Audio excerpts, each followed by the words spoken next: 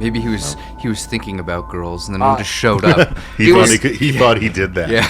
Oh God, manna from heaven. Yeah. He was half stock. He thought he was weird sciencing a girl into existence. Did you say it was half stock? He was. His science smells weird. Yeah. All the females in that room dried up immediately. Without any context, I'm jumping right into this. Welcome back to Rabbit Troop Sucks, where if you're half stock, then you're halfway to weird science. And we are Rabbit Troop Sucks, a podcast about obscure, forgotten about, and often overlooked films. And we're going to be celebrating the anniversary of Weird Science 1985 tonight. As always, I am Paul, and next to me is Mike. Hey. Mike, are you half stock right now? Full stock? 3/4. Nice. Yeah. There you go. Should that digress? So Kelly LeBrock will do. Yeah. Well, I don't know what that means. Oh, so will that help increase, decrease? Oh, it's going to keep increasing. Nice. Are we trying to maximize stock here? Yeah, we're going for full stock. Full stock. Stock and a Yeah, half. stocks on the rise. Yeah.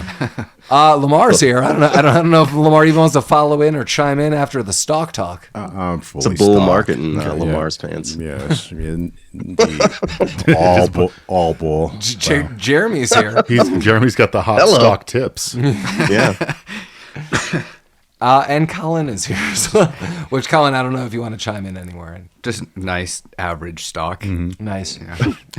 just a man with a stalk about town. Average stock and half a donut. Donut's gone. Two high school nerds use a computer program to literally create the perfect woman who promptly turns their lives upside down. Directed by, written by John Hughes, Weird Science, 1985, and as noted, 40th anniversary.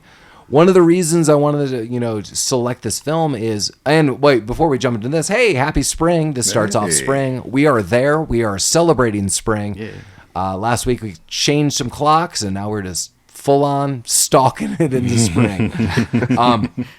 This movie, as noted very clearly by John Hughes in all of this, I don't feel this is the movie that would ever represent John Hughes. The trivia immediately is this movie came out the same year as The Breakfast Club, and apparently John Hughes was offered both films. Breakfast Club was going to be the bigger film in all of this. And Anthony Michael Hall was also offered the role of European Vacation. And apparently John Hughes said, don't do that. You should take the role of his character in The Breakfast Club. And he would also be in this. So it's kind of like this trade-off, like do this film and we'll give you a bigger film. But yeah, I mean, for John Hughes films, I don't think this is the top three. I mean, for me, John Hughes is, 100%. It's going to be, what's all of your favorites? I'm going to say Uncle Buck is definitely up there. Planes, Trains, and Automobiles, I think, is the most rewatched for me. Maybe some of the later 80s for me. I like all those, like Planes, Trains, and Automobiles, Uncle Buck. I'm not really into John Hughes' romantic bullshit, like 16 Candles and The Breakfast Club was boring. I thought this movie was boring. I know you said this, Jeremy. I'm very surprised. I'm going to say this, and I can't remember if we said this on air or off air last week.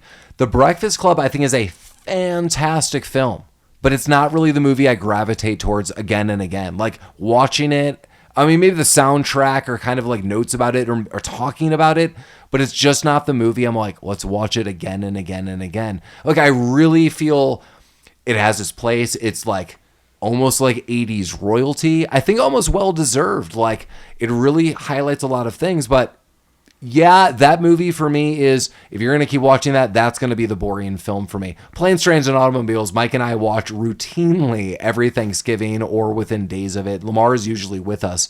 That's top-notch comedy. Yeah. Uncle Buck, like super fun.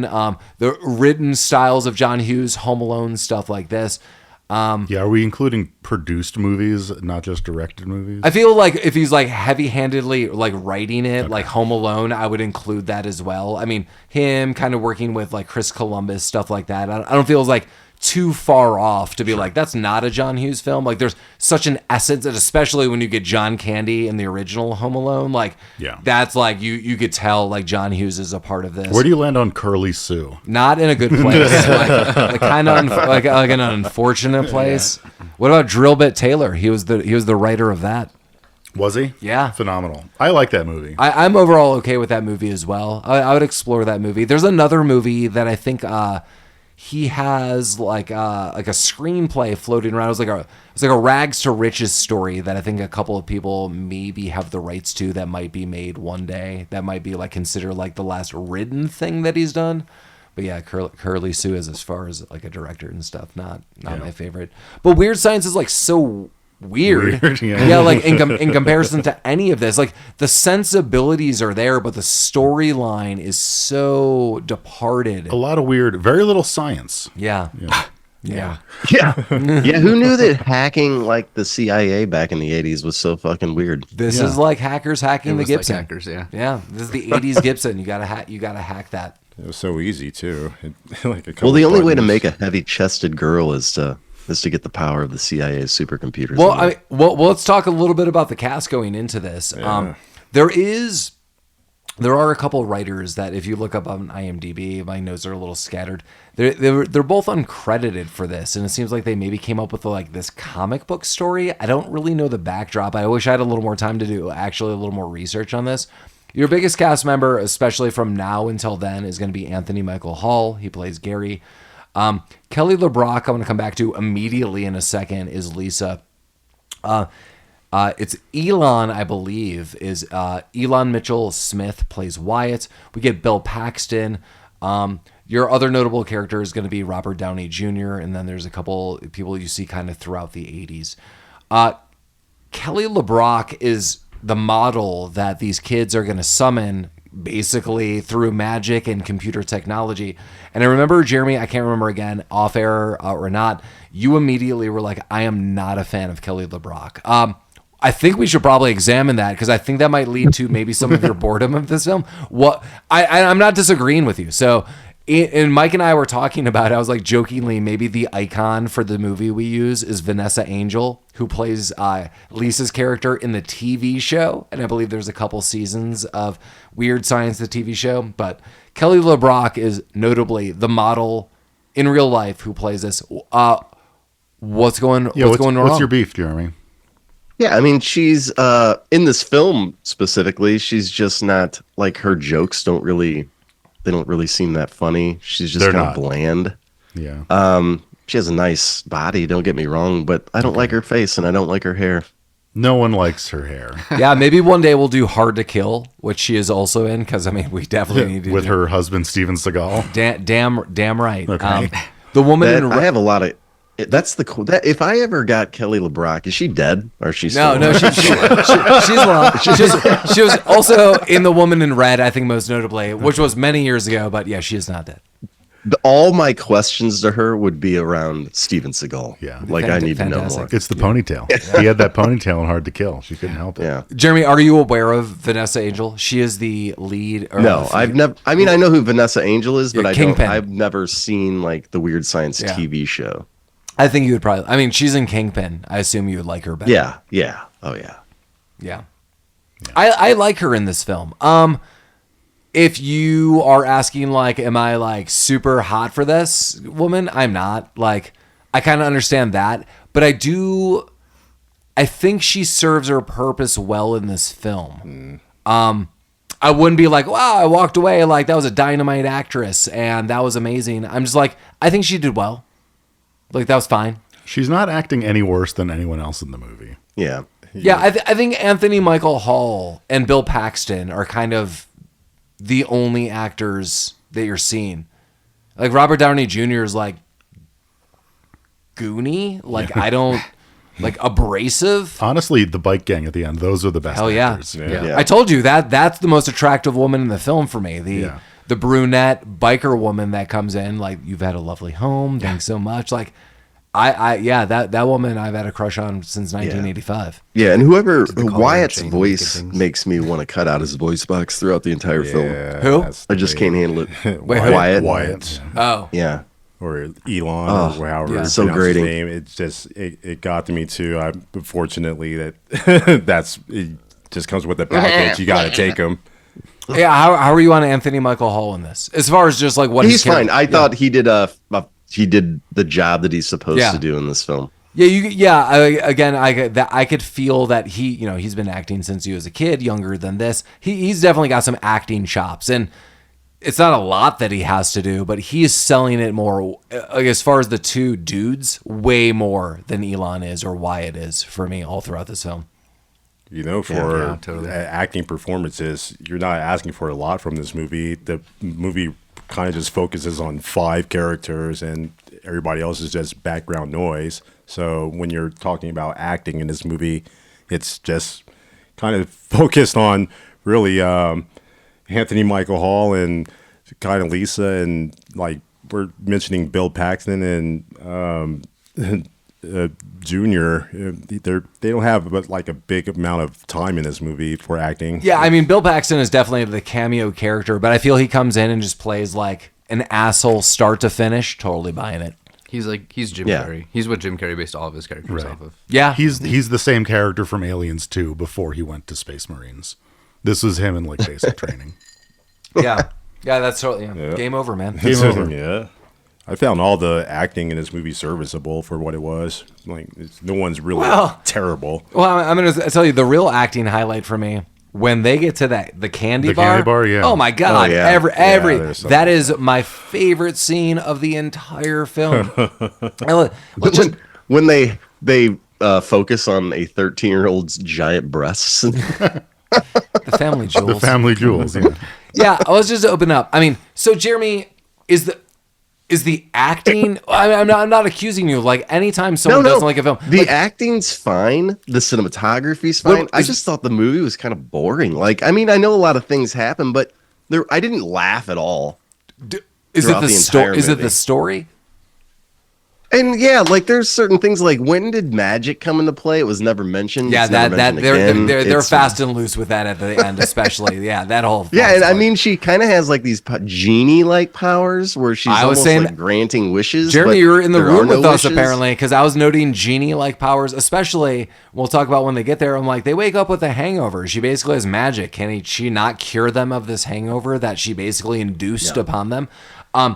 Yeah, let's just open it up. I mean, so I would hope Jeremy at least likes the overarching premise. Like, I think that would probably note. Like, so we meet Gary and Wyatt, and these are like two nerdy sophomores, and they're trying to make their way in, I can't remember the fake Chicago suburb. It's like, I have it written down. An American town or whatever. Yeah, it said on starts the with an sign. S, like it's like Sherman or something like that. Yeah, they go to That the sounds same right. high school that's in the Breakfast Club. Yeah, like that's John Hughes's like fictitious town. So they're there. They're like, the nerdy up and comers. First and foremost, Mike and I have talked about this for so many times, and I'm going to try to not just gush over this because I listened to part of our episode for whatever reason of Blast of the Past. I was like, I could just not get off the fact that they were living in that, underground bunker. I was talking about it way too long. But really quickly, we've talked about super cool rooms. Wyatt has this amazing room. He's got this set up with, in 1985, the most futuristic computers. He's got, record players, vinyl, tape cassettes, like TVs. Yeah, his like, parents are wealthy. yeah, but Very like the wealthy. house is huge, but like the room itself has 2 beds, like his own master, like suite bathroom in his own like bedroom. Like, it's insane. Any group of dudes or just friends could hang out in there, like if they were 15 for days easily. Like, if you had stocked food in the 80s and this is what you had access to, you'd be fine. You and the group of dudes would be fine. Yeah. Yeah. Dude, fine. Yeah, why does he have 2 beds? The sausage fest. You know why. Guest bed. Yeah. So you can have One's to put a suitcase on. Did you find out that town? Shermer. Shermer, I was close. Yeah. Thanks, Colin. Yeah, like, so it's like kind of like a John Hughes story, so that kind of makes sense. But like when it gets to quote unquote science, which is really just like crazy magic. Yeah, there's no science. Yeah, like it just kind of flies out the window. So they're basically having a sleepover, and the backdrop is this: Gary, who is Anthony Michael Hall, is staying the night. He's like, oh, why? Like, your parents are out of town. He's like, well, my sister is getting married, and they're meeting like the future fiance, and they're out of town, but my dickhead brother Chet's gonna be here tomorrow. And Anthony Michael Hall's like, oh shit. He's like, and Anthony Michael Hall already is like highlighting that he wants more from life. And I did skip one thing. The opening sequence of this movie is really them just looking at girls working out in a gymnasium, and they get pantsed But before they get pantsed in all of this, and before the sleepover, Anthony Michael Hall does note, I just really want to go out in the town, and I would like to shower with women, and then we would hit the town, and things would happen, like these weirdly like disjointed fantasies. It kind of makes sense. He's a 15-year-old boy. He has no idea what the shit he's talking about. But that's what he wants, and that does become the night that he's about to have. So now they're having this sleepover. They're watching this movie Frankenstein, some version of it, and he's like, "We should build a woman based on your computer." And Wyatt's like, that's insane. Obviously, that's what. Yeah, that's insane. But honestly, come on. Who hasn't had this kind of weird thought in their head? He presents it. It's more like he wants a female AI. He's like, we can make a thing. We can ask it questions and like learn about women. Real sick shit. Real sick shit. You'll love it. Which makes sense. Yeah, that makes sense. He's not proposing they create a tangible physical female to bone. He wants like a female computer program to teach him how to be less of a wiener. I mean, this movie's celebrating its 40th anniversary. Yeah. Like this thought, I think, like honestly, no joke, kind of universal. Clearly, people are making these the thought AIs is, right what now. if I can fuck a robot? That's the end goal. But like the idea of like, what if I had like computer sim just on my computer? I think people have been trying to make this for ages. So, I mean, who hasn't had this thought? And I'm not talking about just two 15-year-old boys. I feel almost anyone on earth, no matter what your sexual orientation, no matter almost like what your age is, like past 13, 14, like I'm sure anyone's been like, if I just had this, like this would be dope as hell. I could ask someone like, or if I had like a companion. I mean, clearly it is the sex robot that people are going to try to make. In Blade Runner, Mike and I were just talking about this.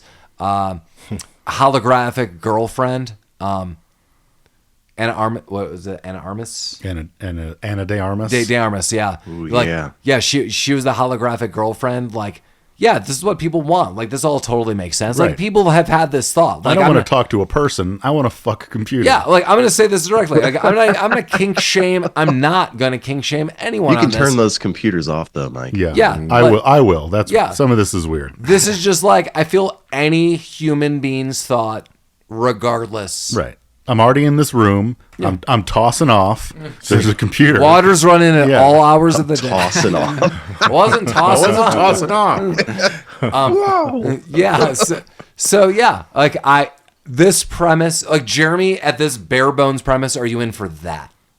Yeah, I have no problem with the premise. I think I could have made it a little bit better if they wanted to bring like magic into it.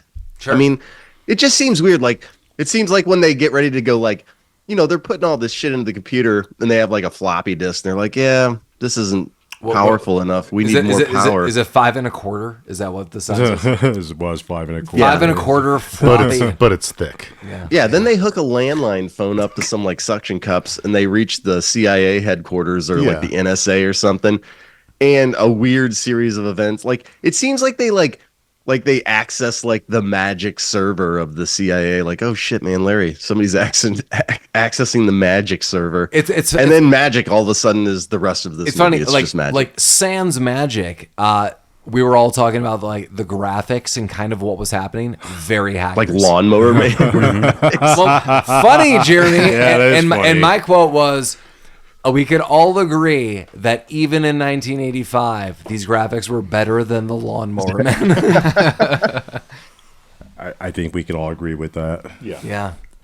I liked how this scene kind of established. Well, you kind of knew it was going to be a little like weird going into it, being a John Hughes film. Weird but science, Danny it Elfman, was Oingo exactly. Boingo. That sets you up too. But if you had any doubts, this scene of how they create this robot or woman is like, you should shut your brain off right now if you're going to go into that. How are they doing this? Right. They're feeding like clips of magazines. It's a scanner. Yeah, there's like a red sky, lightning's coming down. Like, like in viewing, Collin immediately was like, so you scan a picture of like Albert Einstein, that's what you want to look like? Yeah. So they're scanning pictures of Albert Einstein to highlight the IQ that is going to be in this AI sim. but you would probably want to input actual like algorithms and math and knowledge, not just a picture. I don't know. Just put it in there. But they're doing both because they're all cutting out pictures of like lips. There's clearly several pictures of Kelly LeBrock. The Red Sky knows what they want. Yeah, they just gotta feed it pictures. Kelly LeBrock's like pictures like scanned in, so like that makes more sense that now it's gonna look like her. But yeah, scan in like Einstein, and it's gonna be smart. Like that's crazy. I also wanted to note like again like. This kid's cool room, like they have like these high-end computers. That scanner is insane. That scanner, one, like it clearly is just a fictitious piece in the room, but it is, I don't know, like 9 inches tall. It has so many lights going on. It is one step away from being an implement in the IT crowd. It's crazy. It just beeps. I mean, I said right there, that's like 50 grand. Like in 1985, you had that device on your home computer? Yeah. 50 grand. Well, his parents felt bad because they knew he was never going to get laid. So they're like, maybe stay in your room with your nerd shit. Scan your brother's Playboys. Stop embarrassing the family. Wyatt says something a little later that might suggest that this is actually Chet's computer. He's like, sorry, Chet, we were messing around with your computer later on. I'm like, really? Wow, this is his well, computer. I mean, it's in his room. They open up like his like Buzz-like kind of trunk case of Playboys. Like that's abundantly clear. But I wouldn't think it was his computer either. But I thought because Gary kind of like goads him on. He's like, "Oh, your computer's so wimpy." That's why they have to tap into like that weird like FBI database or whatever. It has to be why. It's because when they went to go throw it out the window, he's like, "I can't throw it out the window, man. That's true. It was a birthday Got present for birthday. Yeah, that's right. Right. And you know, They must have been talking about the and when the Playboys. 80s, like when you didn't have enough power, you just logged into someone else's server, like the FBI or some kind of government. You just jack him in, buddy. You're just borrowing. Yeah. That'd be all right. Everyone knows electricity The transfers password over was phone 1, lines. 2, 3. It was God. Secret sex. This is pre-hackers. Yeah, you didn't need passwords because you just have to go down some digital tunnels. You know, one thing before we go like too deep into this story, not that we're 3 minutes into the movie. they summon her and like 5 things happen. Well, I like how like all of a sudden they're into the magic too. They're doing like a seance with bras on their head. They have like car battery hooked up to a Barbie. Jeremy, honestly, I'm into all of that. Like, Yeah. He's into it. That's Well, like I'm what he into it does. too, just not in this movie. well, the thing is, I knew Jeremy when we were this age, and like doing weird shit like this. Not wearing bras on our heads and doing seances, but like this wasn't too far off. Like we did stupid, weird stuff like late at night, like because we were drinking like bunch of Cokes and like eating junk food and like as we've talked about many times, like just renting films like that. Like I understand why Jeremy is like apprehensive like when the magic hits in, but like up until this point in time, like all this makes sense. Like not that it's gonna work, but they're like, I'm building a program and everything else is just stupid shit that they're doing because it's just 2 15-year-olds left in a mansion essentially doing God knows what. So like I'm down. Yeah, I think I'm down. You are Yeah, down. you are down. You're down with the sickness. You know I'm down. You got the free weekend. You got that super powered computer. All you got to worry about is Chet and your computer Chet sucks. and parents. Yeah, they just Wherever don't they understand. are. They left. That dad's really standoffish. Hey, Dad. Oh no, touch me. We'll meet him later, but we got ourselves a Lisa here. She's real. Yeah, she's here. She pops out, and the first thing they do is they shower with her. Is that like the first thing out of the gate? Again, that again. I didn't really catch till this viewing. That was like in the gymnasium. What Gary was highlighting, like I want to shower with women, then we're gonna hit the town. And I was like, that's just such a weird talk. It is. Usually I just focused on like they're gawking at these women and then they get pantsed. But I never really paid attention to like, oh, he's kind of foreshadowing what his night's gonna be. Yeah, and they do it together as bros. Gotta do it. Yeah. They do. Hey, they have. I like how they on. take their shirts off but leave all of their pants, socks, and shoes on while they're showering with her. It's sanitary. First of all, if I wasn't on a bus, the first sign of the fucking red sky, like I'm out of town, which is probably what I would do Why are you immediately on a bus? because I'm getting out of here, dude. Would you Yeah, take something I don't else? mess around. Plane? Oh, not in the red sky. You don't be flying through that. yeah. Yeah, A train, maybe. I'm on a bus. Hydrofoil? I'm hijacking a car, whatever it takes to get away. Get the Escalade. Jesus Yeah. Christ. But I would like once if I'm still around and this lady pops out of the closet and she's like, "Hey, would you like to shower with me?" I mean, yeah, You go with it. But sure. I thought you didn't like Kelly LeBrock.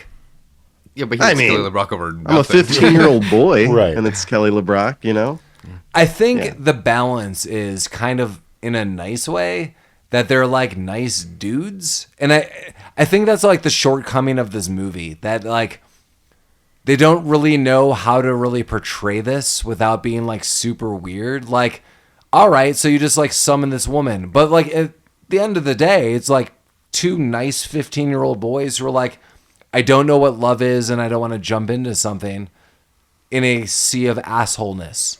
But that's like really not the motive of the movie. Like kind of at the end, like she tries to teach him that story. This is why this movie's like weird and doesn't successfully last, I feel.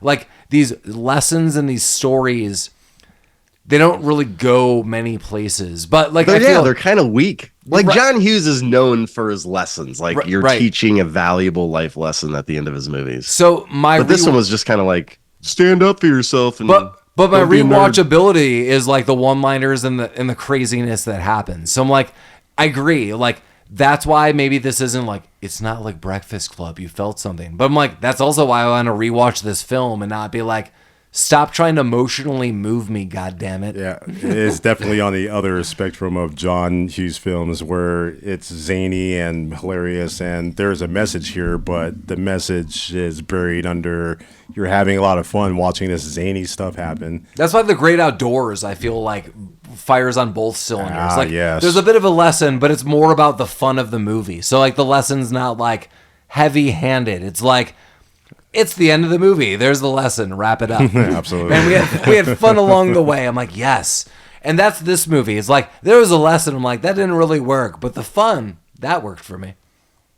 He summoned a genie. Yeah. yeah. Whatever anyone's thinking in this movie, think about what you want that hot person to be. And it doesn't need to be Kelly LeBrock. We need to replace that for Jeremy. It's Sharon Stone. Like Sharon Stone pops up and Jeremy's like, damn, how you doing? Like, hey there. Yeah, like that's the thing. Like whoever you are, like imagine your sexual entity. And that person's like, I want to do anything, but you're also good-hearted. So, but yeah, I feel those lessons kind of fall flat. I'm kind of curious, like Mike, this story is kind of like, we're going to go to like XYZ. We're about to go like to a bar and then we're going to get to a mall Yeah, she and wants a to party. Yeah, but like, Mike, we've talked about this movie and you seemed a little more like in for this one, which normally I do feel this is a bigger film sort of, but like in a weird way not. What is it that you like about this film? Not to lead Mike, like Mike was like, I'm in for this film. I don't know. I just like this movie. I think it's funny. There you go. Yeah, it's not really any deeper than that. Like this movie is pretty stupid, and the pacing is bananas. Yeah, the pacing is crazy. But aside from that, yeah, it's just kind of funny. Like you pointed out that this was weird because it's not a well-known show, but I was a big fan of the TV show in the 90s. Yeah, I want to talk about that. Mike has said on air numerous times, and I'm not like making fun of Mike in any capacity. My hillbilly upbringing. Yeah. No, We'll Mike. do it Mike then. well, a lot of times, Mike is just like I didn't have like a lot of like extended cable, or I didn't watch like X, Y, and Z networks like in the '90s. So like some MTV, some not, like various other things. There was a man that came by once a week and did puppet shows for Mike. Yeah, I was a big Punch and Yeah, Judy Punch and fan growing Judy. up. Yeah, Mike was like it's old school Punch and Judy shows. So yeah, he'd go to the boardwalk and watch it and get traumatized. Right, you guys had like a He-Man lunchbox. I had Punch. Yeah, Yeah, Mike ate like The punch box. yeah. like 5-year-old cheese that was like on a griddle and that was Yeah. poured on like some kind my of school bread. lunch was like hardtack. So yeah, like out of all the shows, like because sometimes Mike's like, oh, I didn't see that show growing up, or I didn't see that. Like I'm not making fun of Mike. Lamar and I and Jeremy and I have had clearly very similar like shows that we watched as kids. But then Mike's like, hey, I watched the Weird Science TV show, and I was like, that's insane. And I was like, oh, You're insane. well, I was like such like a weird off show. Like, I think it was only a couple seasons. As I said, Vanessa Angel, who is like the female lead in Kingpin, she plays Lisa.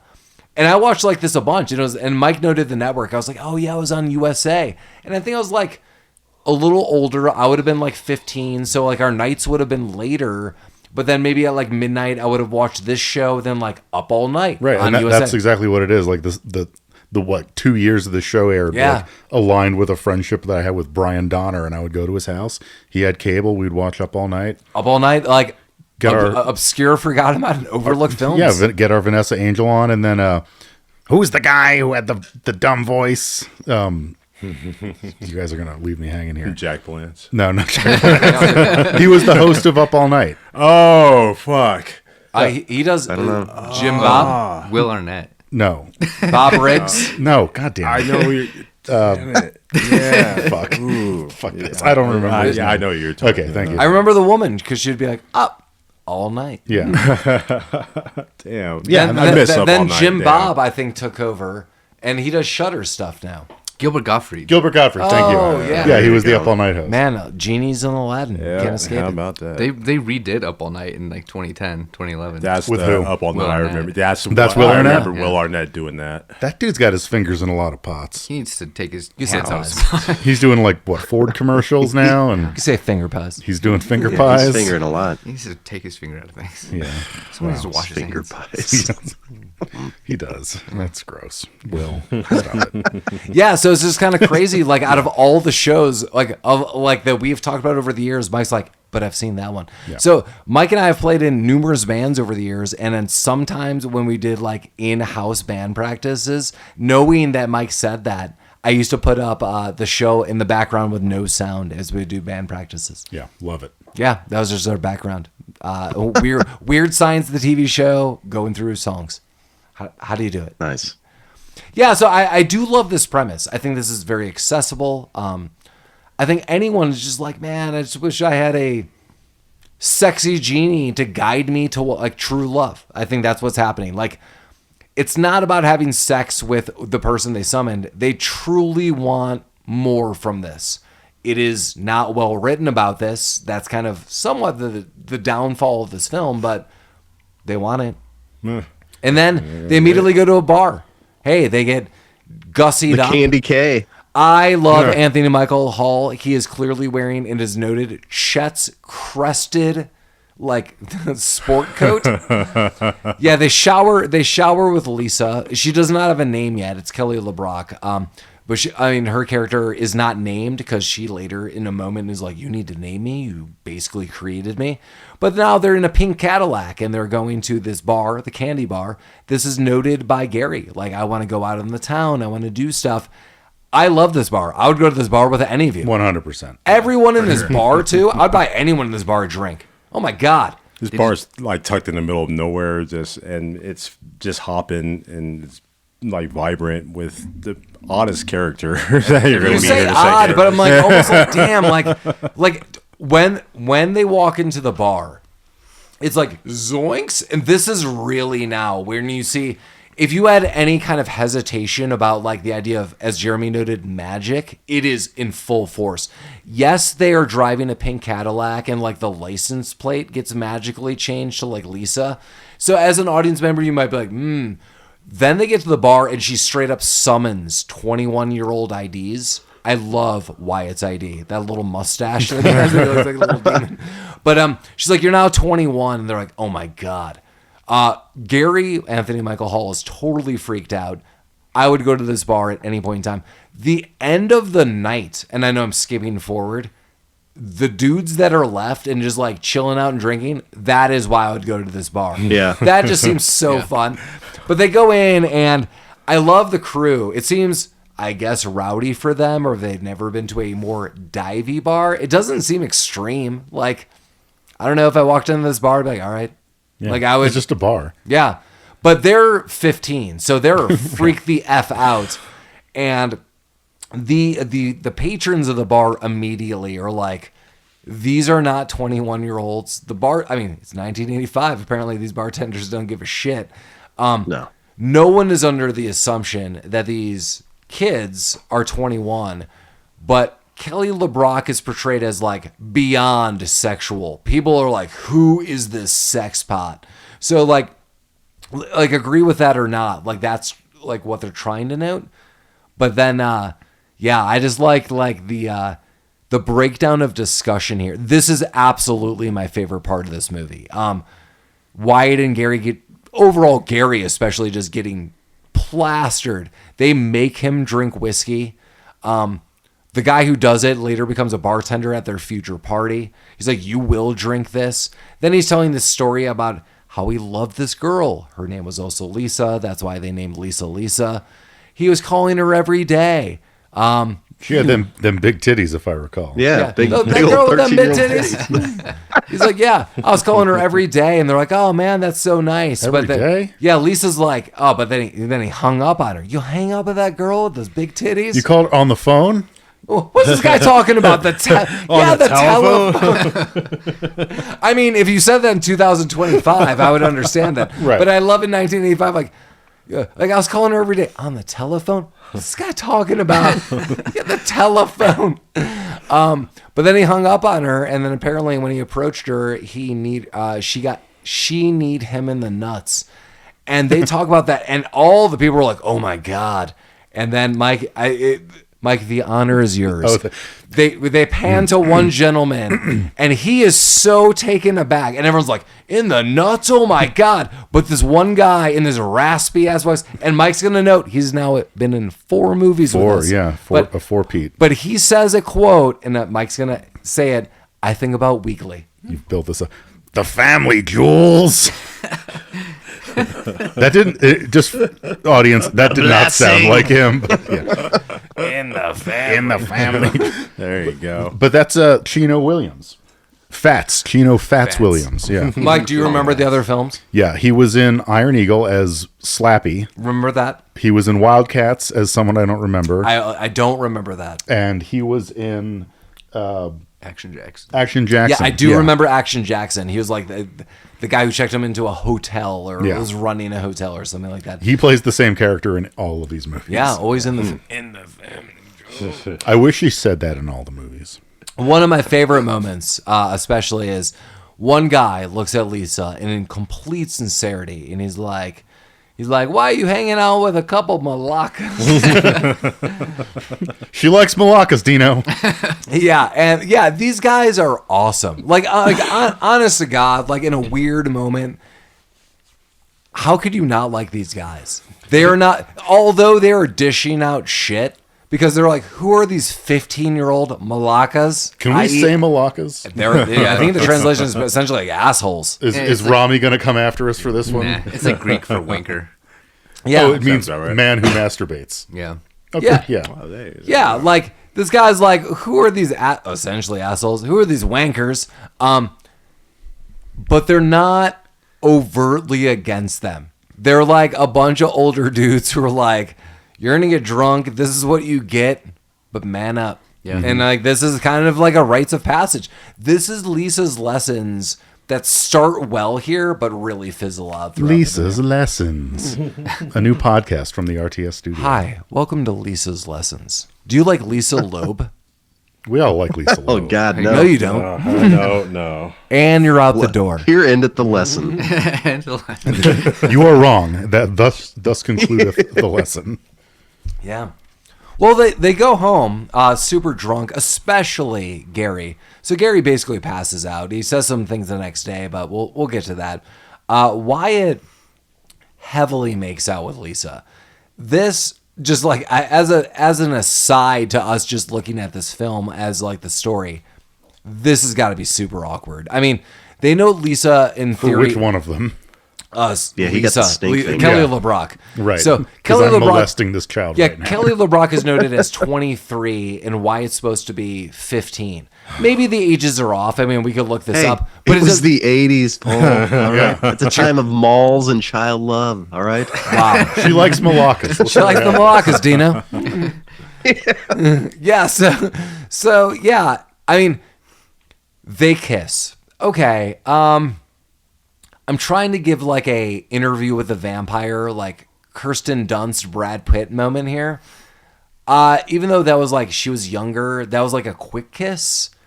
They like kind of make out in 2 1-minute bursts. So the first one, I think you're like, all right, she's older. I get the story. I mean, is she older? She's only a couple hours old, you know? Yeah, sure. But You can't. Kelly LeBrock was 9 years older than the boy she was making out with. So the first time this happens, like watching, I'm like, all right, like this is supposed to be the story. It was really like the second time they make out, and I was like, oh man, it's like ultra uncomfortable. Maybe not for Wyatt. It's ultra uncomfortable for Kelly LeBrock. It had to have been. I don't know. Maybe. Maybe she likes him young. Yeah, you never know. I don't want to. We don't want to pry too. Kelly, if that's your thing. Yeah, I don't want to pry too deep. Kelly's kids. Yeah. Yeah. Yeah, who knows? But, I mean, that's probably why they left the jeans on in the shower. Even John Hughes knew that, like, you can't have two 15-year-old dudes, like, dong out. they with hang the dong in adult this. woman. That's a hard. I don't remember that dong. I don't think they hung dong. Yeah. I know I'm going way back, but we'll jump to this. But Okay. like We're still only 20 minutes into this movie. there's only like 3 Because the things that pacing happen. is fucking Yeah, that's the thing. There is a John Hughes moment that happened earlier, and it's like I think when Lisa's basically summoned, there's this like dialogue back and forth between Gary and Wyatt. It's like, what do we do, Gary? What do we do, Wyatt? What do we do? And it's like you just see the like pan back at the camera. It's eyes, eyes, eyes. There's a very similar flow in dialogue in Uncle Buck. It's Macaulay Culkin and John Candy. Like, Yeah. how long have you been my uncle? How do I know you? What's going on? Like, I'm just a kid. I don't know. Interrogation scene. Yeah, totally. So, like, there are total John Hughes sensibilities throughout this film. I would have been, if looking at this movie now, knowing all that I know, if I had to, like, make a wild guess, and you put me in, like, a trivia contest, I would have been like, oh, John Hughes wrote this but didn't direct it. And produced it probably. So, like, he had some input. Yeah. But the direction is, I think, a very, like, a depart from what John Hughes is known for. He But was I think, trying something. Yeah, but I think it's fun. Like, I would rather watch this movie than The Breakfast Club tomorrow and next week and again. For all those reasons. Correct. Just so you don't have to digest a heavy, well, not even a heavy story, just so you can turn your brain off a little more and just have fun with a movie instead of... Yeah, I mean, I appreciate all of his films. And again, I think they're classic for reasons, but like the rewatchability is not in the serious drama that he brought to the table for me. Yeah, way less serious. Here you're just fucking around. In fact, you can watch this movie over and over and over again and probably feel nothing for the characters at all, but just have fun over and over and over again. I think I feel for the characters the most when Chet just berates them. Like, that's just uncalled for. Yeah, moments like that. This and is that- where you only... That's the only feeling there. Well, that's one of the scenes we're going to get right now. Like, they come home.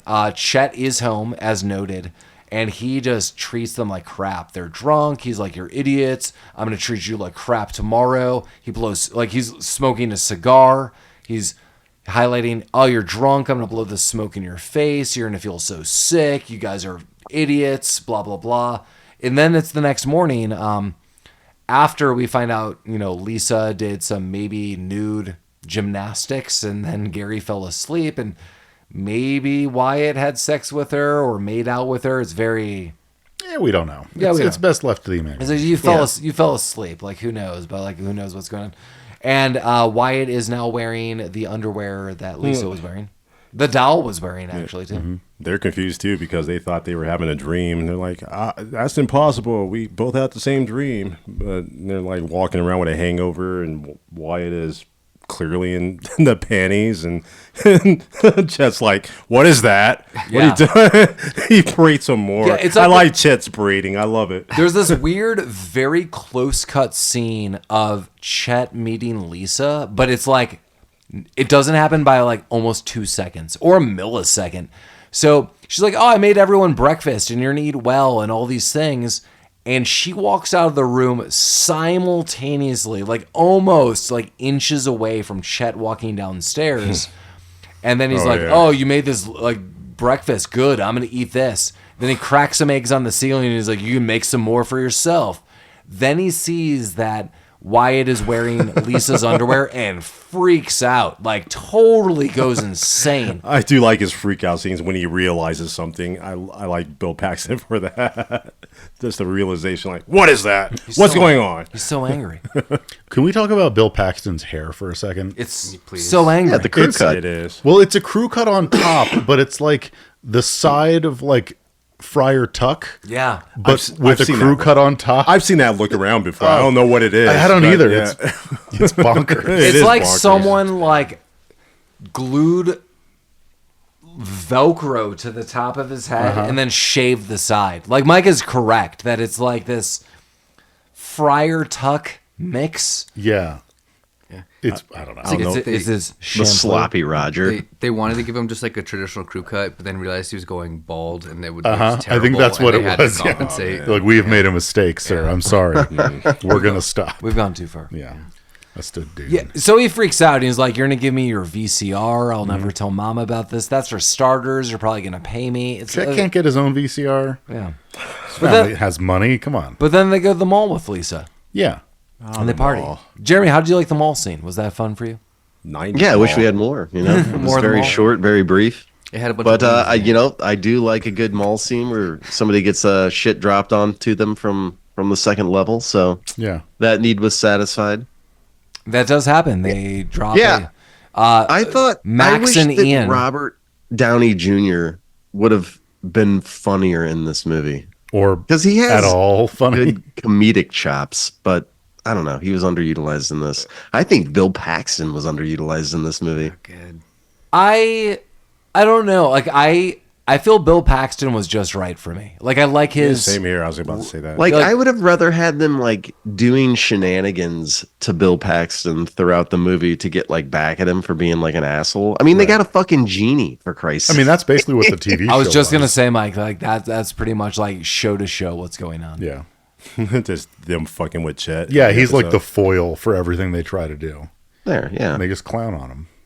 Yeah, so I mean, they're at the mall and they're like, we're this hot babe and we're like gonna be men about town, but then they get a Slurpee dropped on them. Yeah. It's They're an sad. icy, damn it. Yeah, well then Lisa kind of like messes with this guy Ian and Max. Ian is Robert Downey Jr. Max, or Mad Max as they call him. They think they're like the men about town. They're dating Deb and Hill, and Wyatt. I have problems with Devin Hill. Yeah, Wyatt and Gary think they're like super cute. Let's stop, Jeremy. Let's explore that. What's your problem with Devin Hill? Like at one Other than point, it sounds they're like a like book publisher. they they drop like the slushy on the two nerds, Right. And the two nerds kind of take it in stride. They're like, They're "Yeah, used okay, to this you shit. know, They're nerds." whatever. I mean, they're also like it But seems then- like 5 gallons of Slurpee or Icy is dropped on them. It was yeah. a big one for sure. Yeah. yeah. So then the two broads, what are they named? Devin Hill. Yeah. Hilly. They're like, should we break up with our boyfriends? They're kind of assholes. And then they like they see the boyfriends and they're like, we're sorry, babes. And they're like, should we give him another chance? Yeah, okay. And at that point, I wanted to just fucking kill him. I mean, I kind of understand, like, in theory, like, the mix of ages is 16 to 17, I assume, or 15 to 17, because, you know, Wyatt highlights that he's 15. I'm going to get my driver's license in a couple months. So, yeah, the ages are kind of weird. I don't know why they're there. The mall is kind of like a throwaway scene. So, Kelly LeBrock basically flirts, like, in a way to taunt and entrap Ian and Mike to a party. So, he's like, oh, we're having a party, and then, you know, Wyatt and Gary pick her up, and she's like, yeah, they're like, these guys suck. And they're like, well, join the party. So the big scene that kind of comes up is the party at Wyatt's house. So they're having a party. Everyone shows up. There's like a couple hundred teenagers. It's insane. She's Hundreds of teenagers. Yeah, I told everyone in the room, I was like, oh my God, your house is destroyed. Like, there was. Well, it was. Yeah, there were so many people there. I'm like, it's over. She summons food, liquor. I love that everyone from the Kandy Bar is like bartending and hanging out. So there's teenagers and the people from the Kandy Bar. And then some Mad Max crew show up soon. But yeah, so Wyatt and Gary are basically hiding out in a bathroom because they're scared. Deb and Hilly kind of want to leave, but then Ian and Mad Max I think they're the men about town. One of my favorite scenes is they show up and they're like, where's the bar? We're going to go there. And one of the guys from the Kandy Bar is bartending, and Max is like, hey man, I'll take some scotch. And the bartender's like, yeah, how do you want it? He's like, why don't you just leave me the bottle? And the bartender goes, why don't you bend over and I'll shove it right up your ass? And he's like, yeah, I'll take it on That was ice. escalated. Yeah, he's like, I'll take it on ice. He's like, yeah, that's what I thought you'd say. Yeah, he shuts that down immediately. That's also one of my favorite parts. That is a good one. It's worth noting that in the mall, Kelly LeBrock winks at these two guys. I told you, entrapping them. And they basically like push their girlfriends down an escalator to chase after her. And at the party, they're just like, should we break up with them? Also, like the goal on someone to be like, so I assume they're slightly older. Let's say they're juniors. Let's say they're 17. Just barely. So, Jeremy, we've talked a lot about our own mall rat situations. Imagine us being 17, and I'm going to be like, I'm going to approach like a 23-year-old woman and be like, hey, what's going on? Like, hey. If you're douchey, like I would just do like Robert Downey Jr. was. I mean, we see them fumble that terribly. That's so. true. They're not good at it. So they do make an attempt, and they just are shows Only at works on it. high school girls. Yeah. I do kind of want to Knowing me at 17, I would have talked to a 23-year-old woman like Ace Ventura, like through my butt cheeks. that makes sense. Amazing. Is that how you met your wife? Yeah. Pretty much. Would you marry me? I do want to defend Deb and Hilly a little bit. Oh, you Because do? they're like when they were like discussing whether they should break up with him or not, they were like, presumably they are the two cool guys, and so they were like, dude, they are the ones who are bringing us along to parties. They're the ones who are hosting all the events. If we break up with them, our social lives are I mean, that's fair. Yeah, that's why I don't like them. I don't like these two broads. So you're right. So like even though it's not something they explored, we don't really get a backstory to it. Like they did kind of imply that like they're like that's why like they don't like them. Like the guys suck, and they recognize that. They just for the sake of social social life in high school, they're sticking around. Yeah, the whole fail for me is like the concept of love, and I know like so many 80s films and 90s in this films, movie or in like so many 80s and 90s films like fantasize like true love and meeting themselves, and that's also like where this movie ends too. Is like we're in love, and isn't it great? Yeah, that's what? gross. Like yeah, I'm like what the hell's going on? Like so that's what I mean about that. Like these lessons are not fully developed, and they don't. And they're bad. Yeah, they don't necessarily need to be either. This should be on the road of like putting them there, not finalizing. Like now that you found love and you're 15, now it's all good. It's like what the hell are you talking about? Like you summoned a genie, some girl came to your house, and you're like, I'm in love. I'm like, you should have stuck with a genie. What the hell are you doing? Absolutely. These girls are agree. gonna find out who they are and break up with them in like 2 months. Mike, these are the girls I was telling you about. Absolutely agree. And it's like if it feels handled with a little more zaniness, I could have maybe just gotten to the more oddball aspects of this movie, but kind of felt like they were trying to take these little scenarios a little more serious. Like you're supposed to feel something, but you're really not at all. You're just supposed to have fun with it. That's why I think this is like a John Hughes movie where the lessons fail, but the fun makes it fun. So I'm like, I'm back in. But the party kicks off, as noted. Like all these people show up, like everyone that they've met throughout the entirety of this film, and I guess their high school is there, and so they're hiding out in the bathroom. Eventually, Deb and Hilly kind of show up, and they're like, "Oh, like we just want to like check out the bathroom." And a series of a series of weird events happen. Like they're like, "Okay," but then they're like, "Oh, those guys are weird, but they're kind of cool, but they're kind of cute, but I don't know." And so they make a deal. I'm sorry, I kind of jumping ahead. So Ian and Mad Max, they find Kelly LeBrock, and she's like, "Oh, like I'm owned and controlled by Gary and Wyatt." And they're like, "That's super weird." And they're like, "Talk to them." And they're like, "Well, we'll let you in on the secret." Basically, we made her out of a computer, and especially Robert Downey Jr. He's like, "We're not assholes. Like, don't feed us this shit." And they're like, "No, this is serious, and we'll show you." And they do start believing. So they try to recreate how they created Lisa.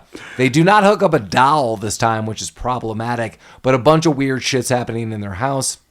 A woman playing a piano is stripped nude and shoved up a chimney. You got to see them titties. Yeah. Mm-hmm. Yeah. Other things are happening. Rooms are turning blue. The red sky Why is back. did the kitchen turn blue? Who knows? Okay. The grandparents of Wyatt want to show up, and then they do. And Lisa puts them in a temporal pause. in the cupboard. Yeah, in a cupboard. So she basically casts a spell. So all this weird magic's happening, and then a rocket is created because that's a nuclear missile. Yeah, the nuclear. Fire the nuclear weapon.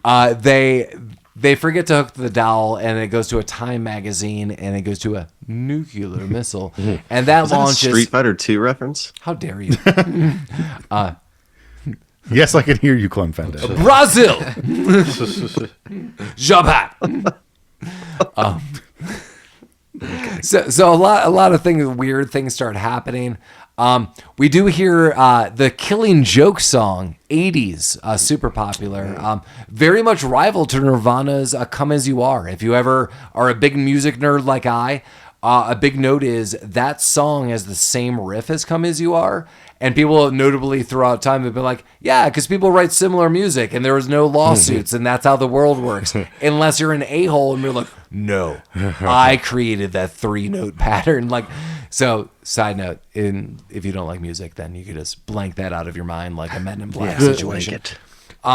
But yeah, so all this weird stuff's happening. Then a biker gang shows up. Lisa's like, these guys need to prove themselves. They're never going to change their ways unless they have some kind of opposition and they stand up. And basically this Mad Max gang of bikers just rolls in. This is my other favorite scene of the movie. These guys are like tearing up the whole place with like motorbikes. People are being shoved through walls. Wyatt is torn through a wall, through a closet, like a guy with like a metal hand like pulls him out, and they have to prove themselves, and they do. Yeah, Lisa's and the head bad guy of the biker gang is the villain in Commando. Yeah, Commando. Also a Joel Silver film. I read that he immediately went from this to that, and that was his first United States experience. Really? Yeah. Like he flew here for this, and they're like, we're gonna do this too, and he was like, all right, welcome to the U.S. Hell yeah, get paid right away. Lisa summoned all these guys because she was pissed that they were trying to summon another creature for Mad Max and Ian. So this was all her idea. Yeah, she's you guys fucked up. Yeah. Well, she wanted to give him something to prove himself with. Fucking him up right away, and I like it. Yeah.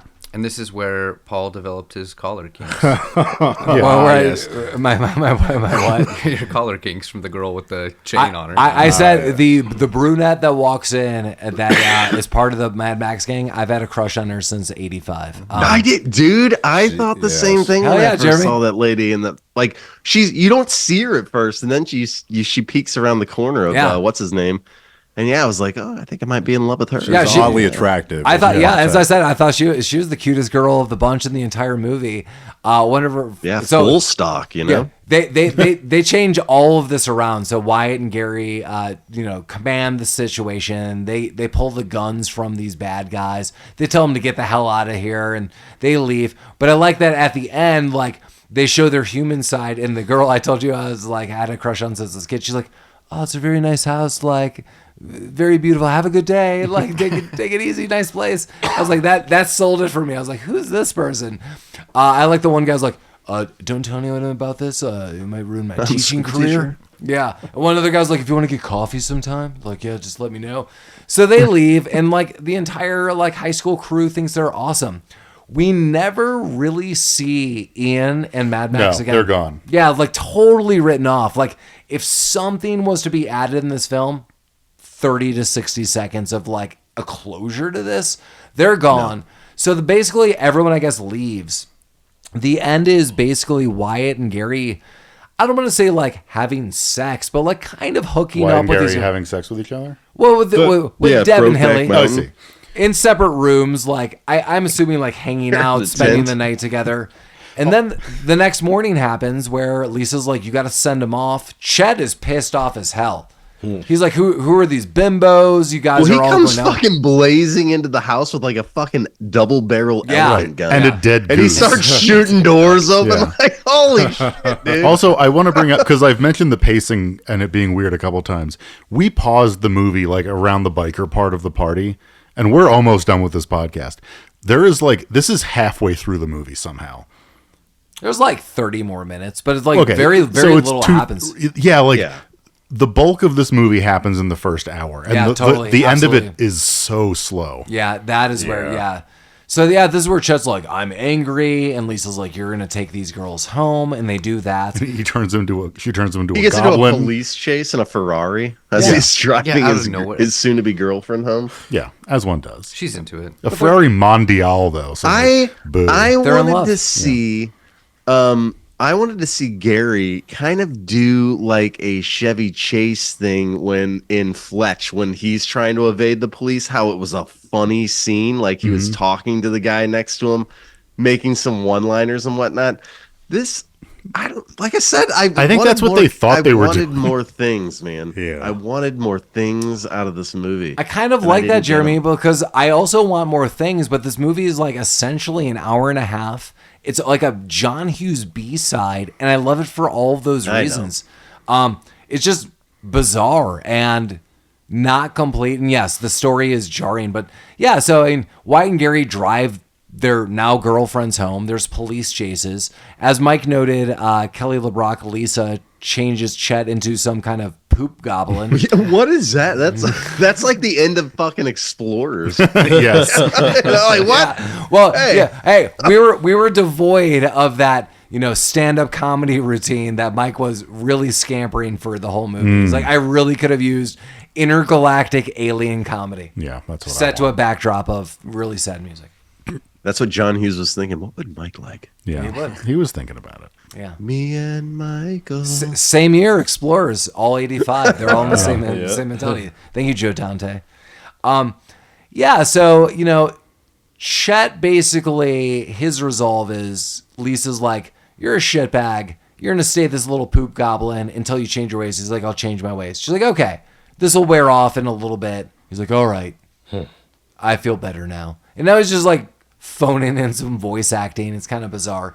Chet and Wyatt, I'm sorry, not Chet. Gary and Wyatt drive now Deb and Hilly home.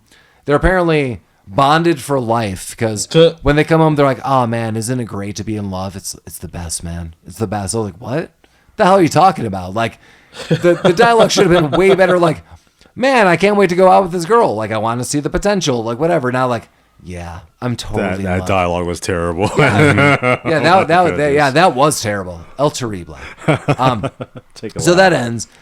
They get home and they see Chet. Anthony Michael Hall can't even believe it's Chet. He's like, what is this thing?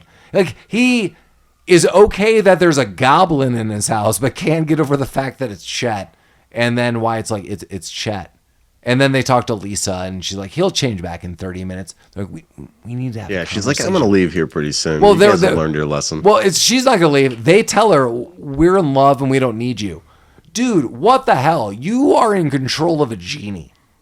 Don't let the genie go. I know. Yeah, I know. you hang on to that. Any of our significant others, I was talking to Collin. I was like, my wife would be fine with this. Like, hey, this woman basically gives us all the things we need. We never need to pay for anything again. And like, she seems sensible. Yeah. And I think everyone would be Periodically, like, she'll dope. walk around the house topless. Who cares? Yeah. No, even like, yeah, one dude, cares. you like, she's doing the laundry. You can fuck this chick. I don't care. Just like keep her around. I don't want to mow the lawn. Like, this is great. I think that kind of was the point, that she's only there for one reason, to help Your these boys hall pass is a along. genie. And Yeah, once you find great. your love or whatever, Right. it's time for me to peace out. But poorly integrated or suggested into the Oh, film. absolutely. So she does leave, and she's like, and then apparently everything goes back to normal, and the grandparents are unfrozen, they didn't age, and the parents come home.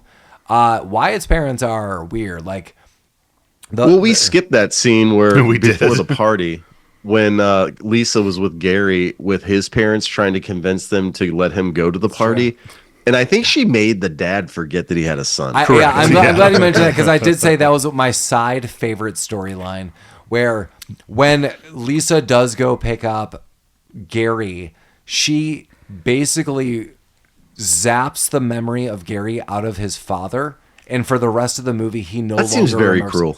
Well, Do you think that's restored, or like when Gary gets home, I is he don't like, think who so. the fuck No, are it you? wasn't restored because, well, it might have been Remember, he's like, restored. it's Gary. Like, I don't know who you're talking about, and shut up. I don't want you to talk. But But yeah, that was an amazing scene because she gets real with the parents and she's like, your son's tossing off in the bathroom. He's like, I'm not tossing off. And the mom freaks out like, water's running all hours of the day. Yeah, and then the dad just has a mental breakdown and then she zaps his memory. Yeah. But then Wyatt's parents, the mom seems fine, but the dad's like, don't ever touch me. He's like, good to see you, Dad. Let me give you a hug. He's like, oh my God, don't touch me. That seems weird. Your stench sickens me. He shook his hand like a man. I guess. Yeah. It's 15, man. Yeah. I'm assuming just like Chet's little powers wore off and he returned back to normal, that the parents regained their memory and they remember. I don't think Gary's Maybe. dad ever. Paul doesn't I think want a little bit Paul's was coming back. dad to There remember. is a scene. Who's this kid living in my house? There is Judy? a scene at the very end where the mom and the dad are driving, and she's like, "That's Gary," and he's like, "I still don't know who you're talking Who is this about." Gary you keep talking about? I think that was permanent. I think that was a better Yeah. that was a better fix for his life. But that's a long-term fix. Every now and then you're going to have to remember who the hell is Gary, and she's going to have to. Well, I mean, This when is Gary our son. eventually comes home, that's going to be a weird conversation. It is. It's going to be a long recovery for those guys. Yeah, and so they come home and they're like, "Oh, love is great," and then she's like, "Well, I'm going to leave." And really, the last scene is they see Chet, and apparently he'll be restored. The parents are gruff, but they're home. And what is Lisa doing? She is now a gym coach, and there's 20 dudes in a gymnasium, and she goes, drop and give me 20. And 20 dudes drop, and she's like, yeah. She meant drop your pants and toss off for 20 minutes. Weird science. Science. Toss off on me, blokes. Yeah, all of them toss off on her. My creation. It's a different movie. Yeah. The end of a John Hughes film was a giant bukkake. Yeah, that's someone's creation. Yeah. Someone's creation. So yeah, that's the end of Weird Science 40th anniversary 1985. Before we get to our last views on Weird Science, as always, feel free to reach out to us at rabbittroopsuckspodcast@gmail.com. If you have any kind of insight or interest in films or just want to contact us, rabbittroopsuckspodcast@gmail.com. Also, feel free to go to our website proper, rabbittroopsucks.com. We have links to merchandise, we have pictures, we have just various things listed there. As always, we are on every podcast platform on Earth. So if you are listening to us in one area and you want to jump to another platform, feel free. Is it Spotify? Is it Amazon? Is it the iTunes icon? Is it YouTube? Who God knows? We are there. Podcasts, yes. Obscure, forgotten about, and often overlooked films. Podcast, yes. How would Podcast- North Koreans listen to us? They would go How to would they do it? They would go to Facebook or they would go to Instagram because we are also located there. They need to get a VPN first. Yes. Anything that you need, we're there. Feel free to reach out to us. And as always, thanks for listening. Thanks for writing fun comments. Thanks for just like telling us that people are listening to movies and listening to us. We love it. Jeremy, what do you think of Weird Science? I know you started off that it was boring, but like, is there anything you would like to add to Weird Science? Yeah, I mean it's fine. I don't have any problems with like the acting, with like even the special effects. I don't have any problem. It was just not funny for me. Like Mike said, the pacing is a little off. The last part kind of drags on. I just didn't. I found a couple scenes funny, but I didn't find it overall funny. Like I liked Real Genius 100 times better than this movie. Yeah, I did. Don't confuse the cover like Collin did. Don't bring up Real Genius like it's comparable. If you're looking for, like, if you're not familiar with John Hughes but you're a cinemaphile, and let's say you're a young person listening to this and you're like, who's this John Hughes guy? I want to go set out and like find some of his films. Just Google Like go John with Holmes. Planes. I would watch this movie first and then go through like Breakfast Club, 16 Candles, but then get into like Uncle Buck, Planes, Trains, and Automobiles. Save Buck. those for like the good UB. ones. Yeah. But like I said, I don't have problems with this movie. I don't think it's a bad. I just didn't think it was as funny or as fun as you guys did. That's just the way it is, Science. Yeah, weird science. Collin, what are you thinking about the WS 85? JH. I thought it was okay. It's definitely very silly, and some parts of it are really funny. But yeah, like some of the pacing and like For how many fun details there are, there's like so many little dumb holes that are kind of like equally distracting. Define dumb holes. Yeah, let's go into dumb holes more.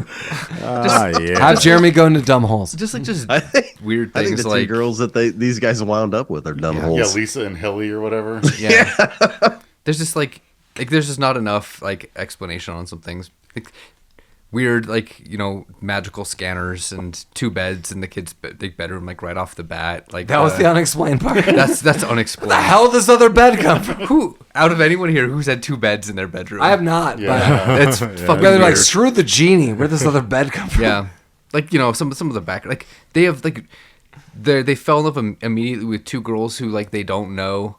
You know, just like overall, yeah, it was just I kind, even though it was an hour and a half, I kind of wish there was a little bit more, like, or it was better written. Sure. But it was fun. Like, I definitely like laughed. I liked a lot of the jokes. I liked the motorbike scene. Those guys were crazy. Yeah. I think that the one guy was from I totally just spaced the name. The guy with the goofy head. He's in a lot of stuff. Yeah, yeah. He's in like He's a in, bunch of the horror- Golden he's, like, in Child. horror movies. Yeah. The hills have eyes. Yeah. Yeah, Hills Have Eyes. That's yeah. it. Yeah. So I mean, The overall, hills have holes. yeah, I liked it. The Hilly has holes. Yeah, less than most people that gave That's it a the cult different movie. status. Yeah. Lamar, what are you thinking? Hillies have holes. They do have holes, a lot of them. Gotta plug all those holes in those hillies. I gotta go. Paul's making an exit now. I don't have much to add to this movie. I love this movie. I love it a lot. In fact, Do you love it in the family jewels? in the family jewels. See, you should have Lamar do it. He does it way better. Well, we got a sound clip. We'll just cut Lamar's voice and put Yeah, it over could here. you? This was my introduction to John Hughes films. Wow. This was also my introduction to Anthony Michael Hall. This, like, I told Paul this earlier in the week when we were I reviewing think the movies. last week. Yeah, and kind of blew my mind when I was thinking about it because John Hughes films are kind of, they're just iconic, but for me, not really. I mean, everybody else loves them. For me, they're just kind of, yeah, I get it. Like 16 Candles, Breakfast Club. I don't go toward that side of John Hughes. I go toward this, and that's kind of what it registers for me. I kind of feels like when I go into a John Hughes film, it's just kind of blank, and you're there for the fun and the story and the everything that you're supposed to take from it comes afterwards. And I had a lot of fun with this movie because of that fact. I don't have much to add to this movie. I just love it for it. It felt like it was only 40 minutes to me. It went by really fast because I was just so amused by everything that happened. And it's nostalgic for me because I've seen it so many times in the past.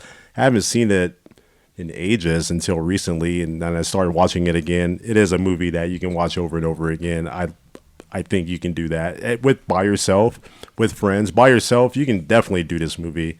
It'll sit you just right. What are you thinking, Mike? Just one more other thing to mention.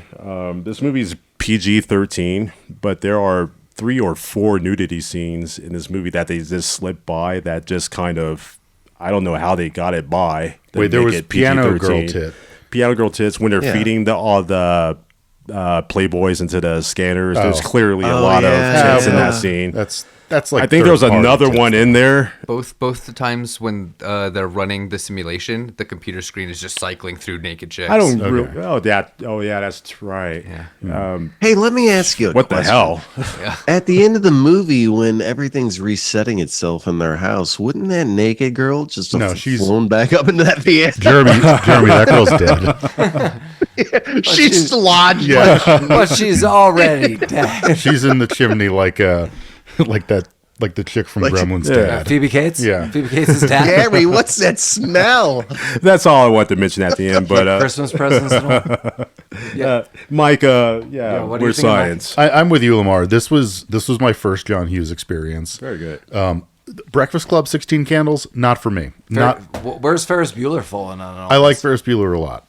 Yeah, same here. Yeah, but the teen like lesson romance whatever bullshit, not for me. Honestly, the only reason I like Uncle Buck is because of John Candy.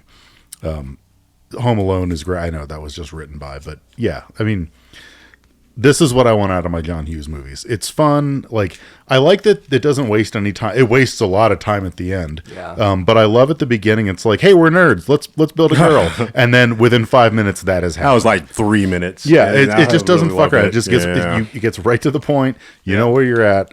Yeah, I just think it's fun. I'll watch this movie over and over again. It's not great. The acting's questionable. The plot's dumb. But I love it. Yeah, I mean, I agree with what Lamar said. I feel this movie flies by, except for the end, what Mike said as well. The end drags a bit. I mean, it's just like, let's just have a resolve and call it a day.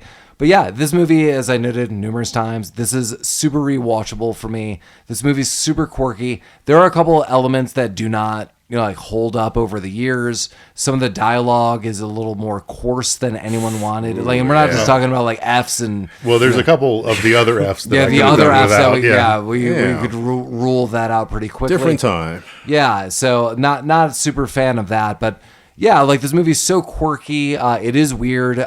There is, as Jeremy noted, no science. It is all fantasy and fiction. But, I mean, I think everyone has had this thought, and this is really just fun at the end of the day for me. There's a lot of fun scenes. Everything at the Kandy Bar, I love. Everything with the biker gang showing up, I love. Yeah, this movie I definitely think should be watched. I think you're going to have more fun. I think Jeremy would have liked this more if he was watching it with us, by all means. That's always the case. Yeah, totally. So, yeah, I selected this film. I think this is a off the beaten path of John Hughes overall, but definitely his sensibilities are there. Clearly, he was looking to do Breakfast Club. It's noted in all the trivia. They said he wrote this screenplay for this in 2 fucking days. I want to say that's some other things that I've read about John Hughes, that he would like really churn out things that like, if he was given something like in 5 days or a week, he's like, I've got like the basic script. Like, let's do this. Like, I want to say like, maybe I read that for, maybe it was Home Alone, maybe it was something else, maybe it was like Christmas Vacation, that he was just able to like put this out. I don't know. Yeah, John Hughes, we miss you for all sorts of reasons. I mean, definitely like or dislike his classic films, as we've all talked about. It would be hard pressed to be like, those are not iconic 80s films. Like, you might not like. He's been deceased for like 20 years, hasn't he? Yeah. So like, people might not like as much as we've noted, like The Breakfast Club and stuff, but like, it has its place in the 80s. It always will. It will be iconic for those reasons. Peggy Sue has no place anymore. Yeah, we don't need to talk about Peggy Sue. Yeah, John Hughes, we miss you. John Candy, although not in this movie, we miss you so much. What if John Candy was in this movie? Who would he play? Lisa. The grandfather. That'd be perfect. But thanks for listening to our 40th anniversary shout out to John Hughes and Weird Science 1985. Wow. Next week, we are going to be getting to you with a movie that I think maybe might be questionable about why it's on our radar, but we're going old school with Old School 2003. So, yeah, I mean, we got a huge cast going on in this, but yeah, we're going to look at Old School. We're going to have a little fun with this. And yeah, we've all seen this, right? Yeah. Oh, yeah. Hell yeah. Man. Maybe in the theater with you. Yeah, that's very, you're my boy, Blue. You're my boy, Blue. Yeah, that's the quote we're going to be quoting. Yeah, you're all my boy, Blue. So, it's yeah. going to be hard to mention all the funny things in Old School. Well, we can try. Yeah, we can try. Yeah, Very hard. We'll make an effort. But, yeah, as always, thanks for listening. And as always, Rabbit Troop sucks. Oh, Gary. That's what you got. That's what I got. Lamar was about to give it to us. Yeah. Family Jaws. Nice. That's right.